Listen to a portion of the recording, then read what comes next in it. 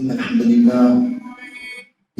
لله نحمده ونستعينه ونستغفره ونؤمن به ونتوكل عليه ونعوذ بالله من شرور أنفسنا ومن سيئات أعمالنا من يهده الله فلا مضل له ومن يضلله فلا هادي له وأشهد أن لا إله إلا الله وحده لا شريك له وأشهد أن محمدا عبده ورسوله يا أيها الذين آمنوا اتقوا الله حق تقاته ولا تموتن إلا وأنتم مسلمون يا أيها الناس اتقوا ربكم الذي خلقكم من نفس واحدة وخلق منها زوجها وبث منهما رجالا كثيرا ونساء واتقوا الله الذي تساءلون به والأرحام إن الله كان عليكم رقيبا يا أيها الذين آمنوا اتقوا الله وقولوا قولا سديدا يصلح لكم أعمالكم ويغفر لكم ذنوبكم ومن يطع الله ورسوله فقد فاز فوزا عظيما أما بعد فإن خير الحديث كتاب الله وخير الهدي هدي محمد صلى الله عليه وسلم وشر الأمور محدثاتها وكل محدثة بدعة وكل بدعة ضلالة وكل ضلالة في النار فأعوذ بالله السميع العليم من الشيطان الرجيم من همزه ونفخه ونفثه بسم الله الرحمن الرحيم إن عدة الشهور عند الله 12 شهرا في كتاب الله. حاضرین جمعہ، تمام قسم کے حمد و ثنا، تعریف و کبریائی، بڑائی و بزرگی اس اکیلے اللہ وحدہ لا شریک کے لائق اور سزاوار ہے، جو تنہا سارے جہان کا پالنہار، مربی اور مشفق ہے. وبعدہ درود و سلام و تمام نبیوں پر بالخصوص خاتم النبیین سید المرسلین محمد عربی صلی اللہ علیہ وسلم پر. حاضرین جمعہ، آج محرم الحرام کی پہلی تاریخ ہے اور اس ماہ کی مناسبت اگر دیکھیں تو بہت سے اہم واقعات بھی پیش آئے ہیں. اس ماہ کی فضیلت اللہ تبارک و تعالیٰ کی نظر میں بہت زیادہ ہے. نبی صلی اللہ علیہ وسلم نے اس ماہ محرم کے تعلق سے احادیث کو ذکر فرمایا. صحابہ کرام کا اس ماہ میں روزے رکھنے کا عمل کثرت سے ملتا ہے اور اسی ماہ مبارک میں پیارے رسول صلی اللہ علیہ وسلم نے ہجرت کی. چونکہ اس سے پہلے کچھ جماعت کو چھوڑ کر کے نبی صلی اللہ علیہ وسلم کی سیرت پر تذکرہ ہوا تھا اور کئی ساری باتیں ذکر کی گئی جس میں ہجرت حبشہ کا خاص طور سے ذکر ہوا تھا. اب جب بھی اس ماہ میں یعنی ماہ محرم میں نبی صلی اللہ علیہ وسلم نے ہجرت کی اور آپ کی ہجرت مدینہ منورہ کی طرف ہوئی تو نبی صلی اللہ علیہ وسلم نے جو ہجرت کا آغاز کیا، کیسے کیا، کس وقت کیا، اور اللہ کے نبی صلی اللہ علیہ وسلم کے مدینہ میں جانے سے پہلے مدینہ میں ایک زمین کیسے تیار ہوئی. اللہ کے نبی صلی اللہ علیہ وسلم کی عادت تھی کہ آپ مکہ المکرمہ میں خاص طور سے حج کے موقع پر اور حج کے موسم میں نبی صلی اللہ علیہ وسلم آنے جانے والے لوگوں کو جو دور دراز سے کنبے اور قبیلے کے لوگ دوسرے اطراف و کناف سے اور ملک سے لوگ آتے تھے حج کرنے کے لیے، عمرہ کرنے کے لیے، تو اللہ کے نبی صلی اللہ علیہ وسلم ان آنے جانے والے لوگوں کو بازاروں میں کھڑے ہو کر اللہ کے نبی سمجھاتے تھے. اللہ کے نبی راستے میں رک جاتے، ہر آنے جانے والے کو بتاتے تھے. تو یہ خبر مدینہ کی کچھ افراد تک پہنچی. مدینہ کے کچھ افراد سے اللہ کے نبی صلی اللہ علیہ وسلم کی ملاقات ہوئی جس میں عبادہ بن صامت رضی اللہ تعالیٰ عنہ اور دیگر صحابہ موجود ہیں. جب ان لوگوں کی ملاقات ہوئی، یہ لوگ نبی صلی اللہ علیہ وسلم کے پاس پہنچے تو اللہ کے نبی صلی اللہ علیہ وسلم کے پاس آئے کہ اللہ کے نبی صلی اللہ علیہ وسلم ہم مدینہ منورہ کے باشندے ہیں اور ہم وہاں پر دین کا کام کرنا چاہتے ہیں. اللہ کے نبی صلی اللہ علیہ وسلم نے حضرت مصعب بن عمیر رضی اللہ تعالیٰ عنہ کو مدینہ منورہ میں بھیجا کہ آپ جائیے اور جا کر کے ان کو تبلیغ کیجیے. تو مصعب بن عمیر رضی اللہ تعالیٰ عنہ جو اسلام کے سب سے پہلے داعی تھے مدینہ منورہ میں پہنچے، اور آپ نے 1 سال کی کوشش اور محنت جدوجہد سے مدینہ منورہ میں اس قدر کام کیا کہ مدینہ منورہ کے ہر گھر میں کوئی نہ کوئی فرد مسلمان ہو چکا، یعنی ہر گھر میں خالی ایک ہی مسلمانوں لیکن مسلمان ہر گھر میں ہو چکے تھے، یعنی اسلام کا چراغ مدینہ منورہ کے ہر گھر میں جل چکا تھا۔ تو نبی صلی اللہ علیہ وسلم کے لیے زمین ایسے تیار ہو گئی۔ پھر دوسرے سال جب حج کا موقع آیا تو اور صحابہ کے نام آئے مدینہ منورہ سے اللہ کے نبی کے پاس۔ پھر اللہ کے نبی صلی اللہ علیہ وسلم کو کہا کہ آپ ہمارے یہاں چلیے۔ تو دیکھیے اللہ کے نبی صلی اللہ علیہ وسلم کی زندگی میں، آپ کی حیات مبارکہ میں 3 ہجرت معنی رکھتی ہے۔ ان میں سے پہلی ہجرت حبشہ، پھر جب وہ لوگ وہاں حبشہ میں گئے پھر ان کو جو ہے غلط خبر ملی کہ مکہ کے لوگ مسلمان ہو گئے جبکہ یہ خبر غلط تھی، تو پھر سے وہ لوگ وہاں حبشہ کی طرف لوٹے اور کچھ نئے مسلمان بھی گئے۔ یہ پھر دوسری ہجرت ہوئی۔ تو تیسری ہجرت جس میں اللہ کے نبی صلی اللہ علیہ وسلم بنفس نفیس خود آپ مدینہ منورہ میں تشریف لے گئے تھے، یہ تیسری ہجرت تھی۔ تو اللہ کے نبی صلی اللہ علیہ وسلم کی جانے سے پہلے اللہ کے نبی نے صحابہ کرام کو جو مدینہ منورہ میں رہ گئے تھے، آپ نے ان کو بھیج دیا کہ آپ جاؤ مدینہ منورہ میں جاؤ۔ تو مکہ میں رہے بچے کچھ مسلمان مدینہ میں چلے گئے ہجرت کر کے۔ اب بعض لوگ ایسے تھے جو مسلمان تو تھے، ہجرت بھی کرنا چاہتے تھے اور ان کے ظلم و ستم کا شکار بھی تھے کفار و مشرکین کے، لیکن ان سب کے باوجود کفار نے ان کو روک دیا تھا کہ آپ مدینہ میں نہیں جا سکتے۔ بعض صحابہ ایسے تھے انہوں نے زندگی بھر کمایا، مکہ مکرمہ میں اپنے مال و دولت کے انبار لگائے، یعنی بہت مال کمایا، عزت کمائی، تو سب کچھ ان سے چھینا گیا۔ اور یہاں تک کہ کہا کہ اگر تمہیں جانا ہے تو اپنا سارا مال چھوڑ دو، پھر تم تنہا مدینہ منورہ میں جاؤ۔ تو سوچیے، تو مال دولت کو بھی چھینا گیا، ان کے سارے عطاتے کو چھینا گیا، گھر بار کو ان سے دور رکھا گیا، پھر وہ لوگ اپنے سب کچھ چیزوں کو چھوڑ کر کے تنی تنہا ہجرت کر کے مدینہ منورہ میں پہنچے۔ تو اللہ کے نبی کے صحابہ ہجرت کر چکے، اب کچھ لوگ تو مکہ میں رہے، لیکن اللہ کے نبی صلی اللہ علیہ وسلم ہجرت کے حکم کی انتظار کرتے کہ اللہ تعالیٰ جب مجھے کہے گا کہ آپ مدینہ منورہ میں جائیے تب میں جاؤں گا۔ زمین تیار ہو چکی، صحابہ پہنچ چکے مدینہ منورہ میں۔ اب اللہ کے نبی صلی اللہ علیہ وسلم ابو بکر رضی اللہ تعالیٰ عنہ سے کہے ابو بکر آپ ٹھہر جائیے، اللہ تعالیٰ جب مجھے حکم دے گا تو ہم اور آپ ساتھ میں چلیں گے مدینہ منورہ میں ہجرت کرنے کے لیے۔ ابو بکر رضی اللہ تعالیٰ عنہ رک گئے۔ پھر اللہ کے نبی صلی اللہ علیہ وسلم کی بیوی حضرت عائشہ رضی اللہ عنہ کہتی ہے کہ دوپہر کا وقت تھا اور اللہ کے نبی صلی اللہ علیہ وسلم اپنے سر کو ڈھکے ہوئے دوپہر کے وقت ابو بکر رضی اللہ تعالیٰ عنہ کے گھر کی طرف تشریف لا رہے ہیں۔ تو اما عائشہ کہتی کہ اللہ کے نبی صلی اللہ علیہ وسلم کبھی بھی دوپہر کے وقت میں تشریف نہیں لاتے تھے، آپ ابو بکر رضی اللہ عنہ کے گھر پہ نہیں آتے۔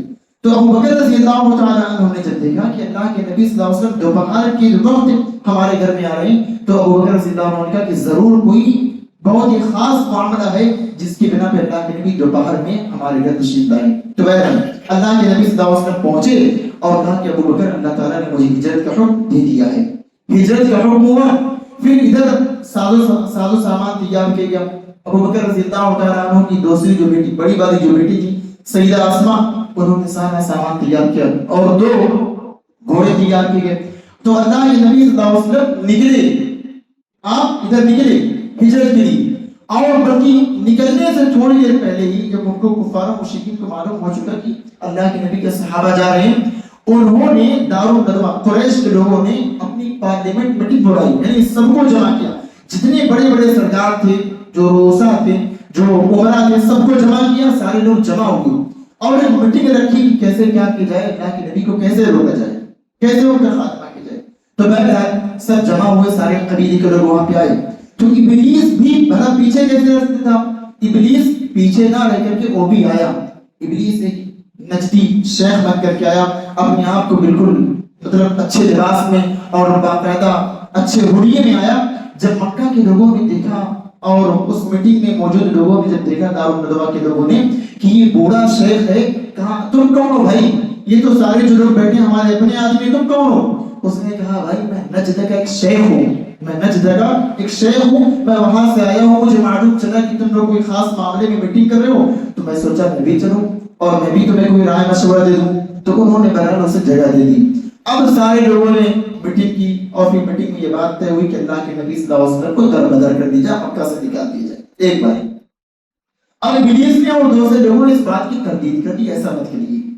پھر کسی نے کہا کہ اللہ کے نبی صلی اللہ علیہ وسلم کو قتل کر دی جائے، اس کی بھی لوگوں نے تردید کی، کوئی ایک آدمی قتل کرے گا لوگ اس کے خلاف ہو جائیں گے، اور بھی یہ ساری باتیں رکھی گئی۔ بالآخر ابو جہل جو سب سے بڑا ملعون اور مجرم آدمی تھا، اس نے کہا ہم ایسا کرتے ہیں کہ جتنے سردار بیٹھے ہوئے ہیں سب کے قبیلے سے ایک ایک نوجوان کو جو طاقتور ہے اس کو لے اور سب مل کر کے اللہ کے نبی صلی اللہ علیہ وسلم پر حملہ کر دیں، رات کے وقت میں اللہ کے نبی پر حملہ کر دیں۔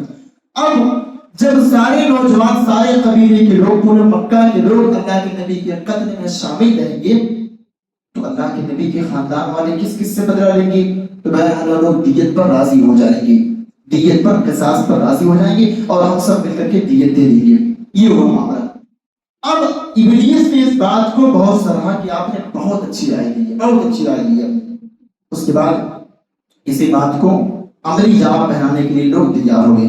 رات کا وقت، اللہ کے نبی صلی اللہ علیہ وسلم امین تھے، صادق تھے، مکہ کے لوگ آپ کے دشمن بھرے تھے، جانی دشمن تھے، اللہ کے نبی کو گالی بھی دیتے تھے، پاگل اور مجنون اور دیوانہ بھی کہتے تھے، لیکن اپنے مال کو جب جمع کرنے کی بات ہوتی تھی تو اللہ کے نبی کے پاس لا کر کے جمع کرتے تھے۔ اب اللہ کے نبی صلی اللہ علیہ وسلم نے اپنے بستر پر حضرت علی رضی اللہ تعالیٰ عنہ کو لٹا دیا کہ علی ہم تو جا رہے ہیں، ہجرت کا ہمیں حکم ہوا ہے اور ہم مدینہ منورہ میں جا رہے ہیں، آپ ایسا کرنا کہ جتنی لوگوں کی امانتیں ہمارے پاس ہیں سب آپ جمع لوگوں کو دے کر کے آپ بھی مدینہ منورہ تشریف لے آئیے گا۔ اب اللہ کے نبی صلی اللہ علیہ وسلم کی بات پر عمل کرنے کے لیے حضرت علی رضی اللہ تعالیٰ عنہ اللہ کے نبی صلی اللہ علیہ وسلم کے بستر پر لیٹ گئے، چادر وغیرہ اوڑھ لی۔ اب رات کا وقت ہوا، آدھی رات کا وقت۔ اب سارے مکہ کے لوگ جو میٹنگ ہوئی صبح، اس کو عملی جامہ پہنانے کے لیے اللہ کے نبی کے گھر کو گھیر لیا، نبی صلی اللہ علیہ وسلم کے گھر کو گھیر لیا کہ جیسے ہی جب سناٹا پائیں گے اور اللہ کے نبی صلی اللہ علیہ وسلم پر بیک وقت حملہ کر دیں گے، جیسے ہی رات، آدھی رات ہوگی، اللہ کے نبی پر حملہ کریں گے۔ پہنچے اور اللہ کے نبی پر حملہ کرنے جا رہے تھے، چادر اتفاق سے کسی نے اٹھا لیا، دیکھا حضرت علی رضی اللہ تعالیٰ عنہ بستر پر بیٹھے ہوئے۔ ہوا یہ نبی صلی اللہ علیہ وسلم ایک مٹھی میں مٹی اور سورہ یاسین پڑھ کر کے اللہ کے نبی صلی اللہ علیہ وسلم نے ان کے سروں پر تھوڑا تھوڑا ڈالتے ہوئے گزر گیا، اور ان کی آنکھوں کی جو روشنی تھی نا، بصارت اچھل گئی، دیکھ ہی نہ سکی کہ اللہ کے نبی صلی اللہ علیہ وسلم ان کے سامنے سے اپنے گھر سے نکل چکے، انہیں پتہ بھی نہیں چلا، پتہ ہی نہیں چلا۔ تو یہ اللہ رب العالمین نے اللہ کے نبی صلی اللہ علیہ وسلم کی خصوصی مدد فرمائی تھی کہ اللہ کے نبی دشمن کے سامنے سے بالکل ان کے بیچوں بیچ سے نکل گئے، لیکن دشمن کو پتہ نہیں چل سکا۔ اب جب لوگ دیکھے علی رضی اللہ تعالیٰ عنہ بستر پر لیٹے ہوئے تو علی رضی اللہ تعالیٰ عنہ کو زد و کوب کیا، مارا پیٹا، کہا بتاؤ کہاں ہے محمد صلی اللہ علیہ وسلم؟ اب انہوں نے کہا بھائی مجھے نہیں معلوم، بتایا بھی نہیں۔ اس کے بعد لوگوں کو بغیر کسی طرح معلوم ہوا کہ اللہ کے نبی کو جب تلاش کیا کہیں نہیں ملے تو انہوں نے پیچھا کیا کہ وہ نہ ہو اللہ کے نبی نے مکہ کو چھوڑ دیا ہے۔ جب نبی صلی اللہ علیہ وسلم مکہ کو چھوڑ چکے اور تھوڑی دور پہنچے تھے کہ ایک آدمی سراقہ بن مالک تھا، اسے خبر ملی کہ اللہ کے نبی صلی اللہ علیہ وسلم جو ہے یہاں سے جا چکے ہیں، مدینہ منورہ کی طرف روانہ ہو چکے ہیں۔ چونکہ دارالندوہ میں جو میٹنگ ہوئی تھی اس میں ایک بات یہ بھی آئی تھی کہ جو شخص محمد صلی اللہ علیہ وسلم کو اور ابو بکر رضی اللہ تعالیٰ عنہ کو زندہ یا مردہ پکڑ کر کے لائے گا اس کو 100 اونٹ انعام دی جائے گی۔ سوچیے 100 اونٹ اس وقت سب سے زیادہ قیمتی تھی۔ سراقہ بن مالک رضی اللہ تعالیٰ عنہ نے لوگوں کو پلٹ ترکایا، ادھر ادھر کی باتیں کو گھمایا، پھر چپکے سے گھر کے پیچھے والے راستے سے نکل گیا اللہ کے نبی صلی اللہ علیہ وسلم کی تلاش میں، تاکہ لوگوں کو معلوم نہ چلے کہ سراقہ اللہ کے نبی کے پیچھے گئے اور یہ انعام حاصل کر سکے۔ تو بہرحال سراقہ بن مالک پہنچے، کہتے ہیں میں اتنا قریب پہنچا اللہ کے نبی سے کہ اللہ کے نبی صلی اللہ علیہ وسلم کی آواز میرے کانوں میں آ رہی تھی، لیکن یہ پیچھا کرنا چاہ رہے تھے۔ اللہ تعالیٰ کی مدد، اللہ تعالیٰ کا کرنا ایسا ہوا کہ جو گھوڑا پھنسی جا رہا تھا زمین میں، پھر اللہ کے نبی صلی اللہ علیہ وسلم سے کہا، اللہ کے نبی نے دعا کیا، پھر ٹھیک ہوئی، پھر گھوڑا صحیح ہوا۔ تو میں 2-3 مرتبہ جب یہ آگے بڑھنے کی کوشش کی ان کا گھوڑا زمین میں پھنس جاتا تھا۔ تو بہرحال بات لمبی ہے، وہ یہ کہ اللہ کے نبی صلی اللہ علیہ وسلم سے انہوں نے ایک لکھوایا کہ اللہ کے نبی آپ جب مکہ میں داخل ہوں گے، آپ جب فتح کر لیں گے تو ہمارے لیے ایک راضی نامہ لکھ دیجیے تاکہ آپ کے بعد کوئی مجھے ستا نہ سکے۔ اللہ کے نبی نے انہیں وہاں یہ بشارت بھی دی تھی کہ سراقہ وہ وقت کیسا ہوگا کہ تمہارے ہاتھوں میں کیسر و کسرا کے کنگن ہوں گے، یعنی اس وقت کی جو حکومت تھی اس وقت تمہارے وہ حکومت کی وہاں کے کنگن تمہارے ہاتھوں میں ہوں گے۔ تو اللہ کے نبی صلی اللہ علیہ وسلم کی یہ بشارت بھی دی تھی، اور یہ مسلمان اس وقت نہیں ہوئی، سراقہ بھی مالک مسلمان ہوئے فتح مکہ کے وقت۔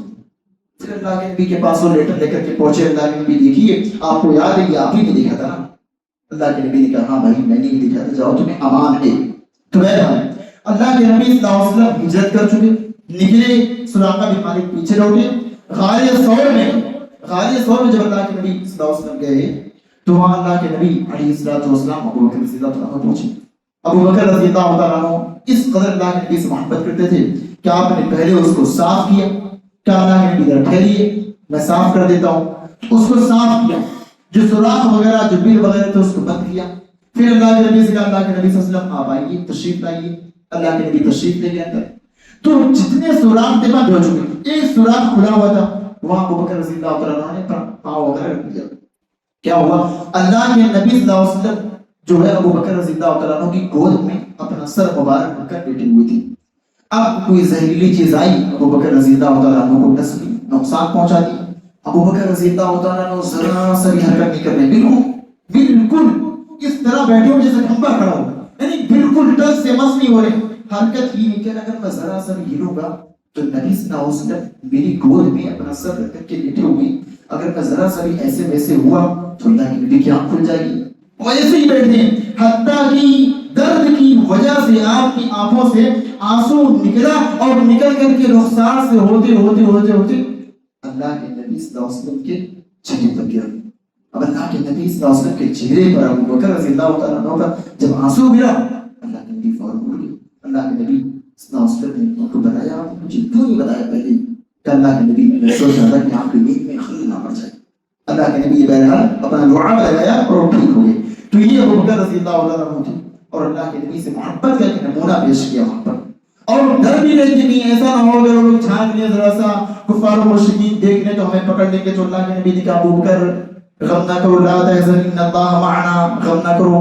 اور اللہ کے نبی نے کہا کہ اللہ ہمارے ساتھ ہے، تم کیوں فکر کرتے ہو؟ جو دو ہیں اور ان کا تیسرا اللہ ہے۔ تو اللہ کے نبی صلی اللہ علیہ وسلم نے ابو بکر رضی اللہ عنہ کو تسلی بھی دی تھی۔ کس طرح سے میرے بھائیوں اللہ کے نبی علیہ السلام اپنے گھر کو، اپنے ہجرت کو اور آگے لے کر گئے۔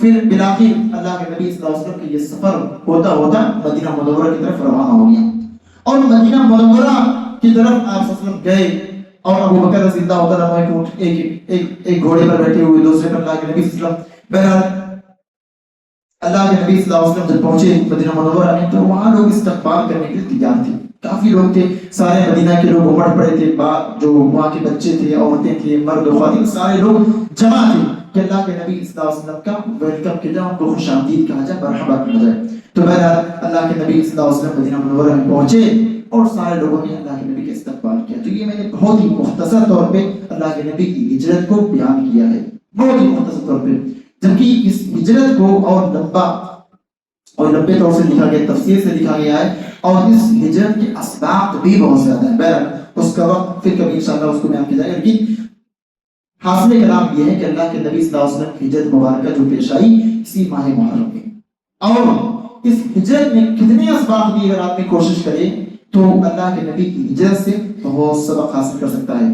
اور ہجرت کرنے کی فضیلت بھی تو زیادہ بھائی، بہت زیادہ فضیلت۔ قرآن میں کئی ساری آیتیں ہیں جہاں پر اللہ تعالیٰ ان لوگوں کو بشارت دیتا ہے، خوشخبری دیتا ہے جو لوگ اپنے دین اور ایمان کو بچانے کے لیے اپنے ملک کو چھوڑ دیں۔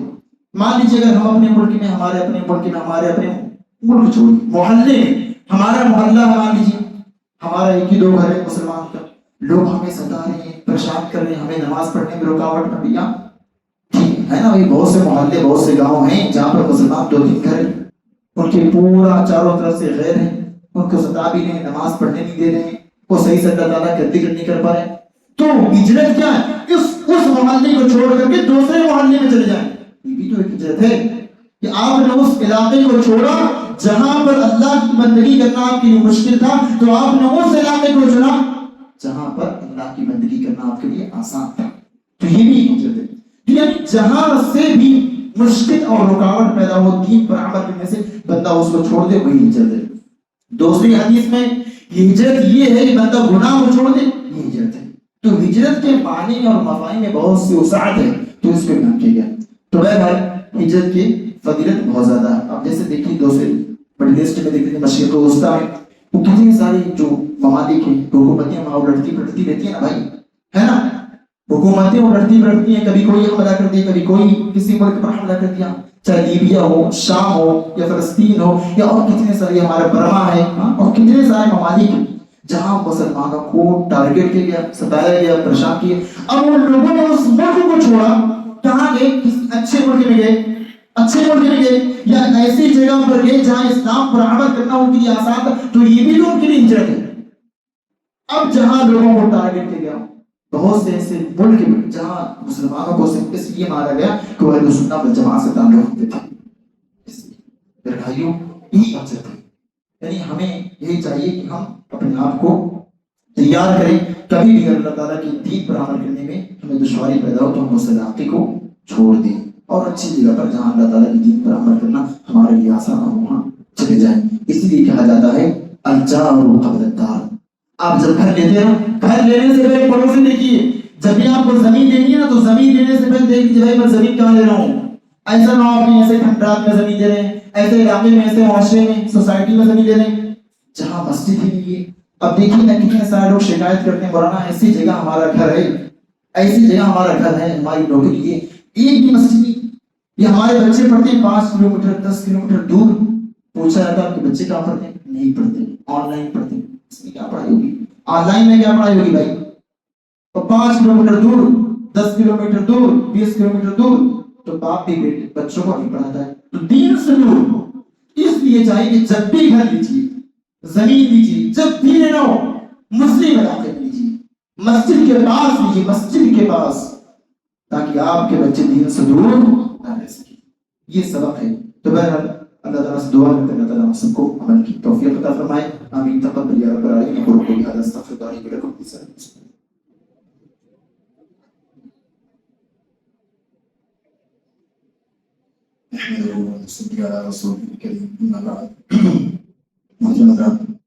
محرم کا مہینہ بہت ہی زیادہ فضیلت کا مہینہ ہے، اور اس مہینے میں اللہ کے نبی صلی اللہ علیہ وسلم سے جو ثابت شدہ عمل ہے وہ یہ کہ روزوں کو رکھا جائے کثرت سے، بالخصوص عاشورہ کا روزہ جو ہے، اور ایسے ہی نفلی جو روزے ہیں وہ بھی آدمی رکھے کثرت سے۔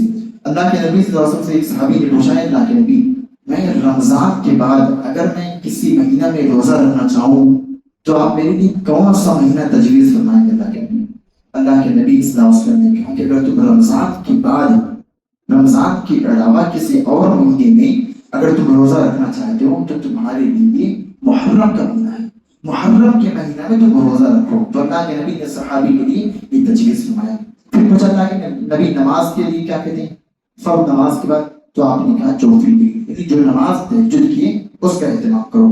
اسی طرح سے بھائیو اللہ کے نبی صلی اللہ علیہ وسلم نے محرم کے تعلق سے اور بھی کسی بات ہے، اور ایک بات اور دیکھیے، محرم کو کہا جاتا ہے شہر اللہ محرم، یعنی اللہ تعالیٰ کا مہینہ، اللہ تعالیٰ کا مہینہ۔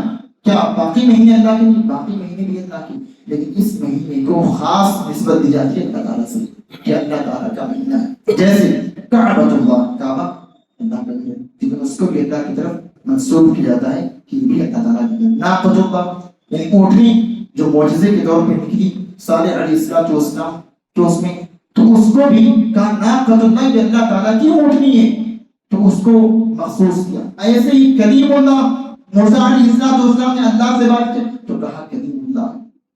خلیل اللہ، ابراہیم علیہ السلام اللہ کے دوست، کہا یہ خلیل اللہ۔ تو اللہ تعالیٰ نے بعض چیزوں کو منسوب کیا اپنی جانب، کیوں؟ اس کی فضیلت کو بتانے کے لیے۔ اسی لیے اس محرم کی ہمیں قدر کرنی چاہیے، اس کو غنیمت سمجھنا چاہیے۔ اسی طرح سے اس مہینے میں کچھ برائیاں بھی پائی جاتی ہیں، جیسے خاص طور سے لوگ ماتم کرتے ہیں اور پھر اپنی گریما کو چار کرتے ہیں، یہ بھی اللہ کے نبی صلی اللہ علیہ وسلم سے ثابت نہیں ہے، بلکہ اللہ کے نبی کا نہیں ثابت نہ نہیں ثابت من ضرب الخدود، جو شخص اپنے گالوں کو ٹوٹے، اپنی گریباں کو چار کرے، اس کا ہم مسلمانوں سے کوئی تعلق ہی نہیں، کوئی لین دین ہی نہیں. یعنی کوئی مسلمان اپنے آپ کو کہتا ہے بھائی میں مسلمان ہوں، ماتم بھی کرتا ہے، اپنے کوئی مر گیا کوئی ماتم ہوا تو گال کو پیٹتا ہے، غیبت کرتا ہے، تو اللہ کے نبی کیوں مسلمان نہیں ہے؟ اسی طرح سے اللہ کے نبی صلی اللہ علیہ وسلم نے اور بھی کئی ساری چیزوں کی رہنمائی فرمائی. اس مہینے میں ایک اور چیز جو کیا جاتا ہے، ماتم کے ساتھ ساتھ تعزیہ بنایا جاتا ہے. تعزیہ وہ بھی اسلام میں اس کی کوئی جگہ نہیں ہے. یہ ساری چیزیں بدعات میں شامل ہیں، اس لیے ہمیں چاہیے میرے بھائیوں تمام چیزوں کو خود طور سے بائیکاٹ کریں. الحمدللہ ہم لوگ اہل الحدیث اس کا مکمل طور سے بائیکاٹ کرتے ہیں، بلکہ ہم اس کو ایک بدعت مانتے ہیں. لیکن جب بدعت مانتے ہیں نا، یہ سارے خرافات محرم میں جو کیے جاتے ہیں روزے کے علاوہ سب بدعات ہیں، تو ہمیں اس بدعت کا اعلان ڈنڈے کی چوٹ پہ اعلان بھی کرنا ہوگا یہ بدعت ہے، بتانا ہے نا. تبھی تو کوئی اگلا جانے کہ بھائی یہ بدعت ہے. اب وہ اس بدعت کو دین سمجھ کے کر رہا ہے، ہم اس کو بتانے نہیں تو گنہگار بھی تو ہوئے، تو ہمیں بتانا ہے. تو بتانے کے لیے آپ اسٹیٹس جو آپ لگاتے ہیں موبائل پہ اسٹیٹس لگائیے، گروپ میں ڈالیے، واٹس ایپ میں، اور مطلب جتنے بھی جس بھی طرح سے آپ دین کی خدمت کر سکتے ہیں، آپ اپنے ساتھیوں کو دوستوں کو بتا سکتے ہیں، بتائیے، ضرور بتائیے. یہ مہینہ صحابہ کی دفاع کا مہینہ. اسی مہینے میں ابو بکر رضی اللہ تعالیٰ عنہ، عمر رضی اللہ تعالیٰ عنہ، عثمان غنی رضی اللہ عنہ گالی دی جاتی ہے. بھائی برا بھلا کہا جاتا ہے، جب اللہ تعالیٰ کہتے ہیں رضی اللہ عنہ، صحابہ کو جس سے اللہ تعالیٰ راضی ہے. اور اللہ کے نبی کہتے ہیں لا تسبوا اصحابی، صحابہ کو گالی مت دو. اور اسی مہینے میں وہ لوگ جو اپنے آپ کو مسلمان کہتے ہیں وہی لوگ صحابہ کو گالی دیتے ہیں. تو ہمیں چاہیے صحابہ کا دفاع کریں اور صحابہ کی سیرت کو بیان کریں، صحابہ کی سیرت کو پڑھیں اور بیان کریں، لوگوں کو بتائیں، اور اللہ کے نبی صلی اللہ علیہ وسلم کی سیرت کا مطالعہ کریں. تو بہرحال اللہ تعالیٰ سے دعا کرتے ہیں اللہ تعالیٰ آپ سب کو عمل کی توفیق عطا فرمائے اور دامیں ترمیم قدمیں سخن ہر طرح سے صحابہ کا دفاع کرنے کی توفیق عطا فرمائے. اللہ تعالیٰ ہم سب کو تمام خرافات اور بدعات کو روکنے اور منع کرنے کی توفیق عطا فرمائے. آمین. تقبل یا رب العالمین. ان الحمد لله نحمده ونستعينه ونستغفره ونؤمن به ونتوكل عليه ونعوذ بالله من شرور انفسنا ومن سيئات اعمالنا، من يهده الله فلا مضل له ومن يضلل فلا هادي له، واشهد ان لا اله الا الله وحده لا شريك له، واشهد ان محمدا عبده ورسوله. ان الله وملائكته يصلون على النبي يا ايها الذين امنوا صلوا عليه وسلموا تسليما. اللهم صل على محمد وعلى ال محمد كما صليت على ابراهيم وعلى ال ابراهيم انك حميد مجيد. اللهم بارك على محمد وعلى ال محمد كما باركت على ابراهيم وعلى ال ابراهيم انك حميد مجيد.